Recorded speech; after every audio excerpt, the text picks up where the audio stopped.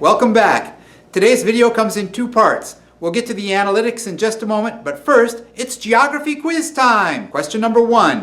Which country is the 13th most popular tourist destination in the world? Number 2. Where was electrical mastermind and Thomas Edison nemesis Nikola Tesla born? Number 3. The White House in Washington, D.C. was built with stones from the island of Brock, which is located in which country? Number 4. Which country do we owe for the Dalmatian dog? You know, the little black and white ones. They ride on fire trucks, pursued by Cruella de Vil. Where do they come from? Number 5. What country do we have to blame for the necktie? Yeah, you were wondering why I was wearing it, weren't you? Number 6. Where would you look for the world's most preserved Roman amphitheater? The only one with 3 levels still preserved. Completely intact as far as I know. Number 7. What country did intrepid traveler and world explorer Marco Polo call home? Number 8. Ivan Vasidik, the inventor of the fingerprinting process. Where did he come from? Number 9. The Rimac Concept 1, an all-electric sports car invigorating enough to keep Michael Ronda happy and clean enough to keep Hank Green happy, is designed and manufactured in what country? And finally, number 10. What country has the 7th or possibly 4th, maybe even 1st most dedicated viewers of Just Steve's channel? That's right. If you answered Hrvatska to every one of these questions, then you not only got the answer right, but you know how the locals refer to the country that most of the world, or at least the United States, refer to as Croatia. To be completely honest, I couldn't have found Croatia on a map myself in January when I first discovered that I actually had viewers there. So since that time, I've looked it up. I now can find it on a map. Just look across the Adriatic Sea from Italy and Greece to the east, and you'll find it. It's filled with islands and peninsulas, and it is a beautiful country. I'm not at all surprised that it's a very popular tourist destination. It's filled with forests and rivers and waterfalls, historic buildings and cities, amazing towns full of partying on the weekends. But don't go there in July or August. It's when it's the most hottest, most uncomfortable, and most crowded. Tourists always ruining the most popular tourist destinations. So that's a little bit about Croatia, and thank you for my viewer or viewers there. And now let's get to those analytics. So I was a little worried that comparing March's analytics to February's would not really be fair, since March has 31 days, 3 more than February. But fortunately, YouTube already takes that into account. So when it looks back at February as last month, it actually counts the last couple days of January as well, so it's a more even comparison. Looking at the overall view of my demographics, things look pretty well. Overall views are up 18%, total viewing time is up 14%, and average viewing time is down, but only by about 3%. As I often mention, I do wish that information came in a box and whisker plot. I'd really like to know whether the average person only watches for 2 minutes and 14 seconds or something, or whether half of them watch for about 4 minutes, the whole video, and half of them just shut it off after a couple seconds. With an average view time, there's no way to really gauge that. I know for myself, I frequently will watch a video, go on to something else, and then suddenly remember, oh, I didn't like that. I mean, I liked it, but I didn't like it. So I need to go back to the video, click on like, and then sometimes I'll let it play all the way through just because I don't want to mess up the statistics on that video and make it look like someone only watched for a couple seconds, but sometimes I need to go and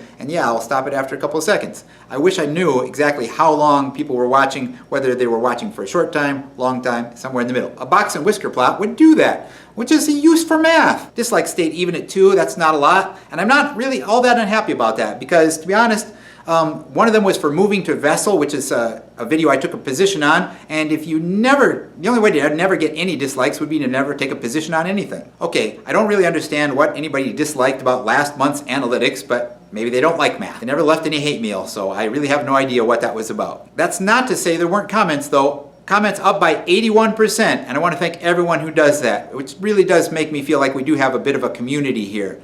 I feel like we're kind of a cul-de-sac off the what I'm doing right now neighborhood, which is just a part of the larger Nerdfighter Nation. Shares were up by 1 to 4, which is not a lot, but to be honest, I don't share a lot of videos. I tend to think that most of my friends are not all that into the YouTube experience, and those that are, I expect probably watch and like the same things I watch already. There's a big drop on videos and playlists, and I don't know what that's about, but to be honest, I'm kind of surprised that any of my videos wind up in anyone's playlist, so if that turned out to only be temporary, I'm still okay with that, because at least they thought it was worth putting into a playlist temporarily. Subscribers netted up by 31%, which is great. That's far more than I had in total for a long, long time, so to gain that many in 1 month is really gratifying. Welcome, newcomers. Looking at my top 10 videos for March, in a stunning turn of events, Rob Scallon's Anchor was at number 1. What a shocker there, folks. Rain not far behind in 4th place. 3 Hank Green videos in the top 10, so obviously Just Steve's channel does best when Steve just stays out of the picture. But that's okay, and some of those views might be driven by the fact that they've got a tour coming up and people might be trying to check out what they're going to go see.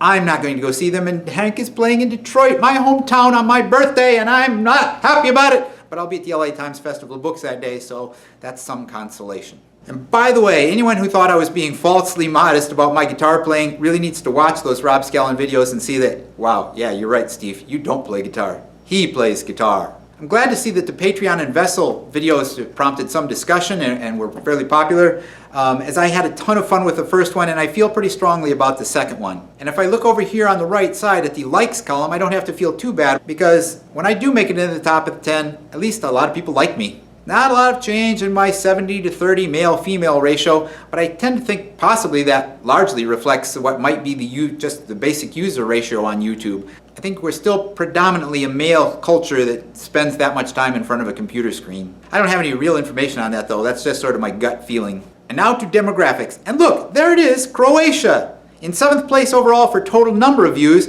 but if you look at the top 25 countries, it's really a runaway winner for overall view time, with almost 3.5 minutes for over 65 views. That's almost 4 solid hours of people watching Just Steve's channel in a country that really has a lot of other cool stuff to do. How cool is that?